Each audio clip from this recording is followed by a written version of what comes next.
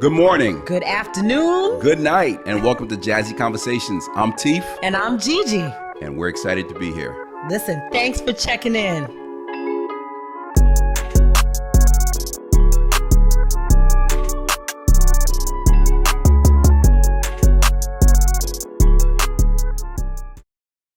Welcome to Jazzy Conversations. I'm Teef. And I'm Gigi. Gee, I mean, I'm having a great time. Come on, man. I'm having a good time. It's summertime. Summertime. That's our season. Summertime. That's our season. Let's go. It's funny because G and I got a lot going on this week. By the time you guys see this, it'll be over. But this weekend, we'll be headed up to Hartford together. That's right, the Jazz Fest. Yep, had a couple of guests on the show that'll be performing out there. Absolutely, and they're supposed to give us a huge shout out. So we'll be looking forward to that. Let's see. All right, Jazzy Conversations.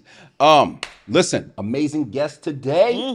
Another guest one of those guests we never met, but I'm looking forward to having him on the show. Yeah. Avery Waddell. I believe you pronounce his last name like that. He'll let us know in a second. I apologize if we said it wrong, but this guy is amazing. Please feel free to check out his IMDb page, and he has other social media information. Does a lot of voiceovers, which is important. Animation, voiceovers, and different things like that. Big money, lots of gigs. We want to bring on everybody onto this platform. I mean, we want to bring on everybody's got a story. Yes, thank you. Very diverse. We want to just bring on different people and just tell their story. So very excited to have them.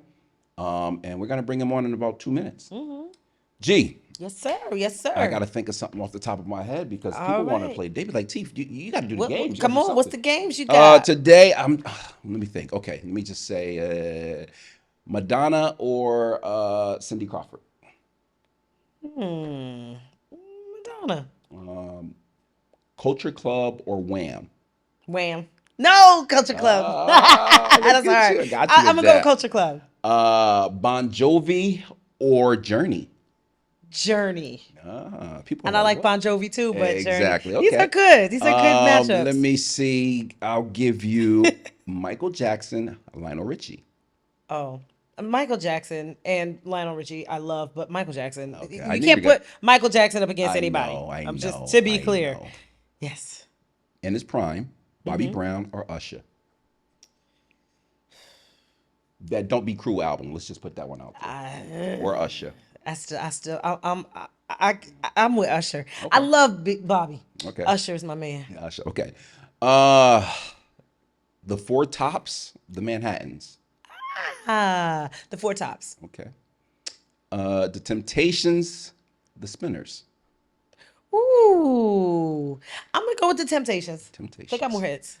Somebody gonna come at me and say no, they don't. But. Blackstreet or Jodeci. Jodeci. Okay. Jade or Brownstone.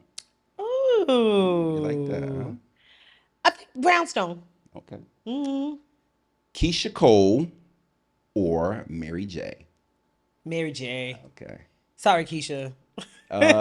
Give me let me just throw this out there. Cardi B or Nicki Minaj. Huh. I know. It's kind of I think Cardi B is pretty funny. I'm gonna go with Cardi B. Okay. Yeah. Nicki's funny too, though. Fat Joe or Busta Rhymes. Busta. I think that's all I have. I love this game. Y'all want to know why I love this game? I win. See, there's no way for me to be wrong. This is my opinion. Test me on it. Okay. I love it. Tyler Perry or Spike Lee. Spike Lee. Lee Daniels or Martin Scorsese. Martin Scorsese. Sorry. Okay. Let me give you another one. Let me think. Love and Hip Hop New York, Love and Hip Hop LA. Don't kill me, y'all. I don't watch that at all. I knew she was gonna say that. Okay. Last three. Yes. Top 3 gospel singers of all time. Ooh, Shirley Caesar. She's one. Yolanda Adams is up in there, and my girl. Oh my gosh, CC Winans. CC Wines. Okay. Yeah, I got more, but we'll go there. Get some new ones. That was fun. Off the top of the head. Off Off the the top of top the of the head. I hope you head. guys answered. Listen, let's keep playing games that I can Yeah, she like win. games like that. 100%. I got them all right. She's the best. She's the best. Hey, listen. I hope you guys are ready. You ready? Here we go.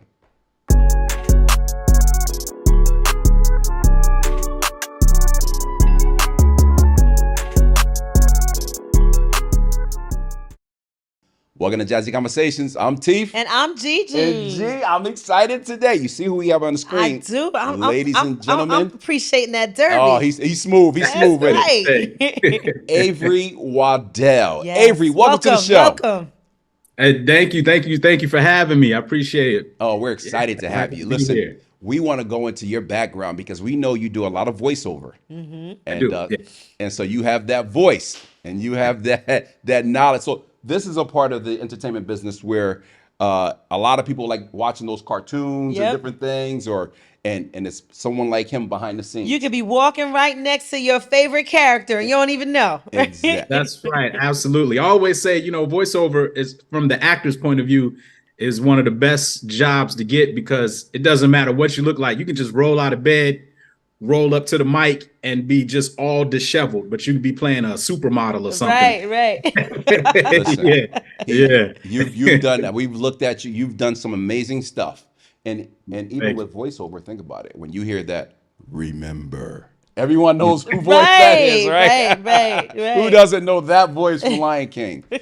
But Avery, we want to go through the process. We want to go back to the beginning. So we want you to tell your story. We just want to find out a lot about you from the beginning. So tell us where you're from, your siblings, your background, all the way up to what led you up till today. So, okay. All right. Well, I'm originally from Chicago. Chi-town. And yes. Grew up on the South Side. That was great. Chicago was a great experience. I know Chicago these days, people calling it Chirac and all these things. It gets a lot of bad press, and don't get me wrong, there's a lot of things bad in Chicago that really need to be addressed that don't get the proper attention. And there are a lot of things there. But on the flip side that never gets publicized about Chicago is there's a really, really wonderful side to the city as well. Mm-hmm. And what it did for me growing up was I got exposed to so much in Chicago. Okay. I grew up on the South Side. And so, I was exposed to, I guess, all the things that everybody typically thinks of when they think of Chicago. But then, I was also exposed to, there was an area actually where I grew up in was called Pill Hill. And it was called Pill Hill because a lot of doctors live there in that neighborhood. And so that's why they started calling it Pill Hill, wow. Yeah. I also got a chance to meet and mingle with, doctors and lawyers and things like this. My mom was a English professor, a college English professor. Okay. And my dad was a correctional officer at the Cook County jails. And so, and they were very good about it, exposing me to a lot of different things. As a matter of fact, they would take me to the theater all the time. Okay. And that's one of the reasons I actually kind of got started in this business. We went to this play at a theater called ETA. I got to shout out ETA, which stands for Ebony Theater Arts, South Side of Chicago. Wonderful, wonderful theater, wonderful organization. They do a lot of great shows and they do a lot of great classes and things like this. And I have to shout out Ranako Jahi, who is my mentor, my acting mentor. And we still talk to this day, and wonderful person, extraordinary teacher. And but they took me I got introduced through ETA because my parents took me to a play there. And this particular play that we went to go see was called Stoops. And there was this young guy in the play at the time. He had to be about 15. I was about 13 at the time. The guy in the play was about 15, and we're watching him. And it was the first time I kind of saw someone who kind of looked like me, and everything, and doing something like that. And I was like, man, and it was different than watching. I mean, I'd seen kids my age and stuff like this on TV and movies, but there's something different about seeing it in person, right there. It was a whole different experience. And And I really found myself being kind of, transfixed by this. And my mom turns to me at one point and she goes, I bet you could do that. Oh, that's it. And that was, yep, exactly. You just hit the nail on the head. That was it. I said, yeah. yeah. I love it. Yeah. Oh, I love that. I love it. Yeah. And the ball just started rolling from there. And so I started, we found out that they were offering classes, and, I auditioned for Mr. Jahi, and he brought me in, and we started doing a lot of stuff. And I got my first professional gig. I guess I'm going to date myself a little bit, but so my first professional gig was 91. Was 1991 in Chicago. It was a after school special. It was an after school special. I don't know if you remember those. I remember after school specials. I sure do. Grew up on them. Yeah. So that was my first professional gig. It was an after school special. I did that, and then I graduated high school, and I had an opportunity to audition for NYU. Okay. And I went to the audition, and I didn't know how I did. Those auditions are very strange. So anybody out there who's getting ready or is thinking about auditioning for a theater program, a university theater program, especially, I guess, NYU is pretty prestigious, and pretty all the prestigious ones, very, very competitive. Mm-hmm. And they let you know that it's competitive the moment you walk in. Like the moment you walk into the audition area, they're like, okay, so you understand this is not a game, right? Like, you're lucky to be here. Yeah, exactly. So it was like, man. But you know what? That actually was good for me, because before I kind of got into the acting thing, I played sports growing up, and back in my era, coach, everything was about being tough. I was never on a team that I didn't make. Now you don't even have to try out. You can just sign up and play and stuff like this. But back in those days, it wasn't like that. If you didn't make the team, you just had to practice, get better, come back, try next time. Absolutely. So it was just a much tougher environment. And so being from that, I was actually kind of really prepared for what they were throwing down. And so, so I actually kind of took to it. The audition went really well, and they actually ended up offering me a scholarship, which is rather rare for an institution like NYU and stuff like this. And so, so I got the scholarship to NYU and to Tish, NYU Tish School of Art, School of the Arts. And this is a beautiful story. This is a beautiful. Listen, so it goes back to, first of all, you was a mama's boy, because mama said you could do it. You said, yeah, mama, you think I can do it, mama? Right. You think I can do it, mama? Mama said, boy, you can do it. Go ahead, do it. So that's where it all started from. That. Right? Yeah, absolutely. And then so we speed up to NYU Tish. How old are you at this time? So 17. 17. So you traveled from Chi-Town to the big city. Yeah. And how does that feel? How's that feel for you? What's that competition like? Are you nervous? What? You're a 17-year-old kid.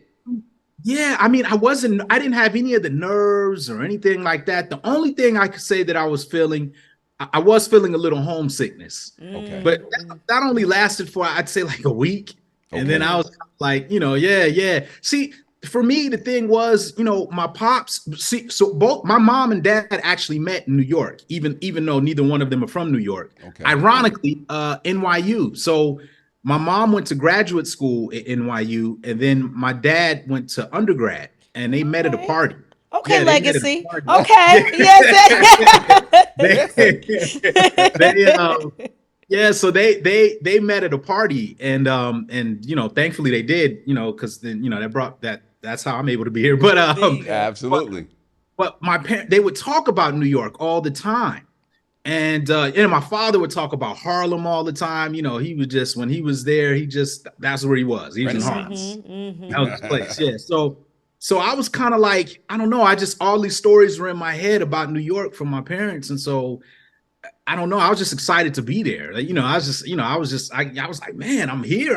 This is cool. Yeah. And so and because of my father, as soon as I got there, I started going up to Harlem all the time. Yeah. Now, the funny thing is, this was 94 when I got to New York. Mm-hmm. And so in 94, Harlem, wasn't considered necessarily the safest place to be if you weren't from the city. So every time, so I was just jumping on I didn't care. I mean, I was from the South Side of Chicago, so that stuff didn't really. You seen some things, right. I wasn't, so so I was just jumping on the subway. I didn't even know where I was going. I'm looking at the subway maps, trying to figure stuff out, and I managed to find my way to Harlem. But I would go up there and just start talking to people. And one of the crazy stories I had was I met this one guy outside of a McDonald's, older guy, and we just struck up a conversation. And we go into the McDonald's, we sit down, we're just eating, and all of a sudden he pulls out this huge book and puts it on the table. And I'm like, man, what is this? This dude opens the book, and there are all these photographs of like a young Muhammad Ali, personal photographs. Yeah. Turns out this dude was one of Muhammad Ali's personal photographers, good friend of his. Wow. And I got to see all these photos that nobody had ever seen before. And it was crazy. And I had a bunch of experiences like that just from running up to Harlem and talking to people. I would talk to anybody and everybody, a lot of times. That's why you were available and open to it. Wow. Yeah. Yeah. So it was a fantastic experience. I mean, New York's, I'm in LA now, but I miss New York.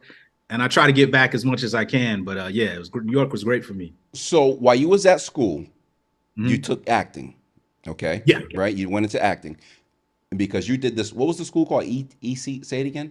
EC back ETW. before? The theater, ETA? Oh, the theater. That was, okay, yeah. So ETA, Ebony Theater I'm just Arts. asking because my partner over here did a school exactly like similar to yours when she went to ECA here located in New Haven, Connecticut, right off of Yale University campus. This was a school for high schoolers, which is and his was high school for as the well. arts. Same thing, correct? So you guys have a similar story. So that's why I was asking. Nice. Yeah. So theater was my art of choice as well. Absolutely. There it is. There's nothing like theater. No, you're right. Yeah, it's nothing like it. So now you do this at NYU Tish, and now is that where you start the voiceovers? Tell us the story. How does we transition? Voiceover thing was so funny how I got into it. So, my agent that I had in Chicago, when I left to go to New York, she says, hey, when you go to New York, are you going to want to work? And I said, well, yeah, of course. She said, okay. So she placed a couple of calls, and long story short, I ended up with this agency called Abrams Artist in New York. And so they started sending me out on auditions, and I laugh when I say that because I wasn't supposed to be auditioning while I was studying. That was strictly against the rules. I was going to say, I thought I read that somewhere. Yes. Yep. Yeah. And so, but I did it anyway. And I'll tell you this story later. I'll answer your voiceover question first. But anyway, so one day I'm walking through the offices at Abrams and talking with my agent, and the voiceover agent kind of just walks by and he stops and he kind of comes back. I was in the office talking with my theatrical agent, and he says, hey, he said, I'm sorry, I'm in interrupt. He says, hey, what's your name? My name is Avery. Have you ever done voiceover before? I said, what's that? I didn't even know what it was. Right. I was like, voiceover, what is that? He says, come with me. So he takes me down to the recording booth in the agency. He gives me some copy. He says, read this. I read it. He says, okay. Sets the mic up. He says, okay, now, read it again. I read it. And 2 weeks later, I booked this gig. It was like a Pepsi gig. And and the rest kind of went from there. It was like he just heard me talking with my agent. I guess he liked the sound of my voice. And I mean, that's how I got into it. History, as they say. Yeah, the rest is history. It just all, started to snowball from there. But that's how it started. Wow. Yeah. Now you've done a lot of commercials. You've done several commercials over voiceover, correct? Oh, absolutely. Yeah. Voice. Yeah. Actually, currently, I'm the spokesperson for FanDuel, which is I'm betting it. Yeah. So whenever you hear whenever you hear the voice, the FanDuel, that's me. So I'm doing that stuff. But even can you tell the people a list of things where they might hear your voice, where they might recognize you? Oh yeah, absolutely. So one of the things a lot of people remember me from was I did was We Bear Bears, which was like a popular Yep, cartoon. unfamiliar. You Dr. you kids Clark. are way past Oh, that, but okay. it's Okay. I was about to say, I was about to Yeah. say, I don't remember that one. Okay. So yeah, I was Dr. Clark on We Bear Bears. Mhm. And then I did oh man, I'm going blank. There's so much. I'm so there's Hanazuki was this like Hasbro cartoon that was pretty popular for a couple of years. I played several characters on that show. I think the one people liked or two that the people liked the most were one character named Dazzlescence Jones, and then the other character was Sleepy Unicorn. Okay. So yeah. So I played, but that show was fun to do because I literally there was one episode where I played 7 different characters, and in one scene in the episode, 5 of them were in that scene. So it was fun. It was like Back I and had forth and back and yeah, forth yeah, again. Now, do you get yeah. 7 times to check when you do that? Not 7 times, but I did get a boost. I did Yeah, get extra for yeah. playing multiple characters, but Extra's it wasn't nice. 7 times. Yeah, it should have been. It should have been, but got to talk to the union about that. But yeah, yeah. Now you're on a Um, TV. You have a TV show out right now, right? Something where you're several seasons you've been on, or something like that. Am I uh, correct or no? a TV show? No, no. Unfortunately, that is incorrect. So, Okay. For Yeah, sure. unfortunately, yeah. No, Hopefully, no. hopefully that comes to pass. yes. Right, Hopefully. yeah. Hopefully that will come to pass. Yes. But man, I'm trying to think. I've done a million video games, a lot of video games. Fast and the Furious cartoon, which is on Netflix now. You can Look find at that on that. Netflix Wow. now. Mhm. Wow. I actually play a Middle Eastern guy in that, which is a lot of fun. Wow. Yeah, yeah. Yeah. So is there intense training for that, like doing the dialects and to be able to do a Middle Eastern guy?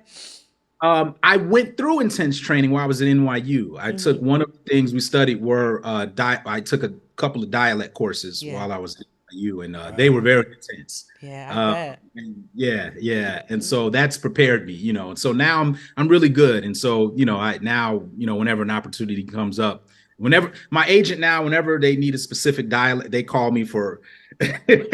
Which is cool because it doesn't matter, a lot of times, they'll be like, oh, well, we want someone black or we want someone whatever. But with the dialects, it doesn't matter. They're just like, look, we don't care as long as you can do the dialect. We And just need it's to hear it. It needs to just sound need to hear right. it. Yeah, Right. So that's yeah. cool. It's actually opened up a lot more opportunities for me voiceover wise because Nice. they don't see you, they just hear you. So as long as you can sound As long whatever as they you can sound right, you got the yeah. gig. So that's Right. been This is pretty cool. awesome. This is Yeah. this is a Fantastic. great interview. I mean, this is our first voiceover. Absolutely. We have not had a voiceover Right. actor. Do you want to do some things in front of the camera? I've been fortunate. I've done a lot in front of the camera Oh, so actually. tell us about it. Yeah, absolutely. Yes. Well, my first gig, and so this was going to be the story I told you before as I told you I'd come back to it. So in '94, I booked a show called New York Undercover. Oh We yeah. know that show. Yeah. Absolutely.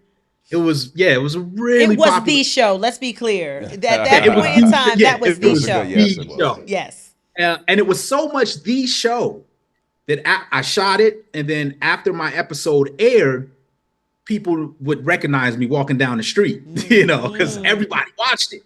So one day I'm in class, and my professor calls me out into the hallway. Says, "Can I speak to you for a minute?" And I'm like, this is weird because He's in she's kind trouble. of serious. So I walk Trouble. so I walk out there, and she goes, I saw you on New York Undercover. And I was like, oh no, am I about to get kicked out of here? She just stares at me. It felt like 20 minutes, but it's probably just a few seconds. She just stares at me, and then after a while she goes, good job, and then walks off. Wow. And then I was it. That was all. That I didn't hear anything else about it. That was it. And so I was like, whoa. Yeah, that's wow. a close call. That's a close call. Yeah. And you was up there for one episode? Yeah, just one episode of New York Undercover. Wow. But I've done a lot. I did a into film called Into Deep, which Yeah. that was 99. Yeah, with a lot of Remember people. In Too Deep? That was great. Absolutely. Yeah. Yes. Yeah. Road Trip, film called Road Trip. I'm just running off the stuff people Road seem Trip to with recognize me Raven? from. No, Oh. you're thinking about the one with Martin Lawrence. This Right. one was before that one. This Okay. one was with like you remember Tom Green? Yes. He used to be an Yeah, MTV character. He was a exactly. Yeah. comedian. Yeah. So Yeah. this one, he was one of the stars of this Road Trip. And then you remember the guy who played Schufler or whatever from American Pie? I think that was his name. Schiffler. Real weird looking. It was- Schiffler. Yeah. Yes, I do remember that. Yeah, he was one of the stars of this one too. I'm dating myself also. So. Yeah. And then the real skinny kid, DJ Qualls, he was one of the stars of that one. So that I think that came out, I want to say like 2000, 2001, something like that. But it was real popular, and that one was crazy because I was the leader. I played the leader of this black fraternity in that. Okay. And we had this handshake and everything that we did. And so the movie turned out to be really popular. So it was kind of weird because for maybe a couple of years, it felt like everywhere I went, people would ask me, "Hey man, can you do the handshake?" Everybody wanted to do the handshake. So it was yeah, so but it was fun. It was cool. So that one, I saw that one. I did see Road Trip. I remember as you've described it. I saw it. Look at G. Look at G. That was a funny movie. It was funny. People really like it. And I guess most recently I did Snowfall. And nice. Enthusiasm. Yeah, beautiful, absolutely beautiful. Very talented guy, man. Listen, we're just excited to have you on because I was introduced to you in regards to voiceover, but to know that you're in front of the camera as well is great. I mean, you have a lot of talent. You're still in the game. You're in LA. Yeah. Still auditioning. Oh, absolutely. Okay. How are they saying no to that smile? Look at that! Like you got a $1 million smile. What are they waiting on? Thank you. Yeah, I want to say when you mentioned early on in my career, I got what turned out to be the greatest piece of advice, and what I feel is the reason I'm still fortunate enough to be able to do this and have been able to make a living and support a family doing this and everything, is that when I first got into the industry, everybody wanted to specialize. So people were like, "Oh, I only want to do movies," or "I only want to do television shows," or "I only want to do commercials." And I remember I talked to this one guy, older actor, and he said, "Look, man, never put all your eggs in one basket, especially in this industry. It's like, look, if it has a paycheck attached to it, take it. Do it. If it's acting, they're paying you, do it. Don't limit yourself like a lot of people do." And I listened to him, fortunately. And I started to get good at all the different disciplines. And so it's enabled me because, there have been years where I couldn't book a television show or a movie to save my life, but voiceover, I'd be doing a bunch of voiceover. So I'd still be making money. Right. Wow. Sometimes I can't, I go long stretches where I don't get any voiceover work, but television commercials, I'll do television commercials. And, so everything, goes up and down, but when you on all the different things, it enables you to. So everybody out there who's getting into this industry, hey, do it all. Go to that buffet and take everything from that buffet. Absolutely. Fill it up. Hustle. Avery, this is amazing. We're so excited to have you. Tell us what you got going on now. What would you like people to know and check you out in? Okay. All right. So I have a film that I wrote and directed, which I'm gonna give you two titles for it. So it's called Questions. Okay. But it just got picked up by another distributor, and they've renamed it to Why Men Are Clueless. Okay. So I like the second title, please. Just kidding. I'm only kidding. I'm kidding. I'm kidding. All the women I talk to about it like that second one. GG. But that's so be on the lookout for that. Why Men Are Clueless. I wrote and directed. It's the first feature film that I wrote and directed, and and I star in it as well. So all right, create that content. That's right. Yeah. Love it. I do a radio show. Maybe this is what you were referring to earlier with the long running show. So I do a radio show on Dash Radio called cocktails, movies, and stuff. Oh, that might be it. Yeah, It might be it. You're yeah. doing your So thing, man. You're doing your thing. You got your yeah, hands in a lot of yeah. places. Oh yeah, yeah. Love it, Exactly, love guys. it, love it. And other than that, just a few commercials that I just shot that'll be coming out. So you'll see my face pop up on screen. Nice. Oh yeah, yeah. Avery, listen. My partner, before we even get into it, has 3 important questions to ask you. But I just want to say, I'm so honored to have you on the show. You was referred to the show, and I didn't know a lot about you. So I told my partner prior to you coming on, but I did know you do voiceover. But to hear your story and how humble you come across on the screen, and you're still grinding, and you're creating a lane for yourself, that's so important. We love to have guests like you on the show. Absolutely. You know, we love to have guests like yourself on the show. Thanks for having me. Yeah. Absolutely. So now down to the brass tacks. Okay. 3 of your favorite podcasts that you listen or subscribe to. Oh shoot. And make sure you look straight ahead. So go ahead. Steady as she goes.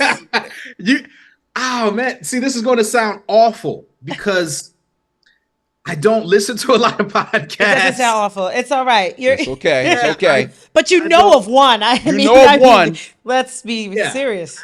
I can tell you what my favorite one is now. There you go. That's all we care about right now. That's all we care about. This platform right here. Give it to me, Jay. All right. All right. So we'll take that. Yes, we will. We'll take that. And we have a lot of people going to be watching this interview, and we just wanted to have you on. Is there anything else you would like to talk about? Tell people besides your movie, anything else you're doing? Your social media platforms. Where could they find you? Yeah, so you can find me. It's Avery Kid Waddell, pretty much across the board. So Instagram, just at Avery Kid Waddell. And that's KIDD. So okay, 2D. good to know. And and I probably should have said it in the beginning because I always use all 3 of my names, including my middle name, because my middle name is actually my mom's maiden name.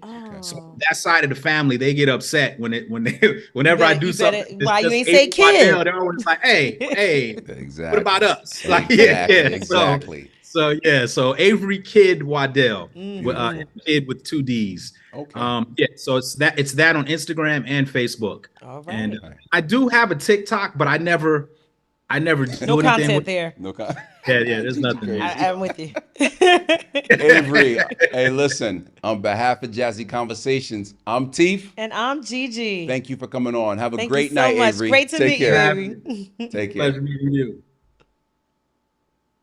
That was a great guy. I like him. His personality just came over on the Yeah. screen. He was really humble, real laid back. Like you said, a friendly smile. Yeah. And just like, listen, staying in his lane, like, listen, this is what I do. And still doing the work, right? I find stories like that really inspirational because, I mean, we hear these like unreachable superstars. It's like, who? Yeah, everybody can't be a Denzel. Of course. Right? But this is an individual that's studied, that's in the field, that's grinding every day, Absolutely. supporting his family in the art, doing what he cares about. So I what a great guest. I love the way you summed that up. Everything you said. Yeah. And most importantly to me, he was a mama's boy.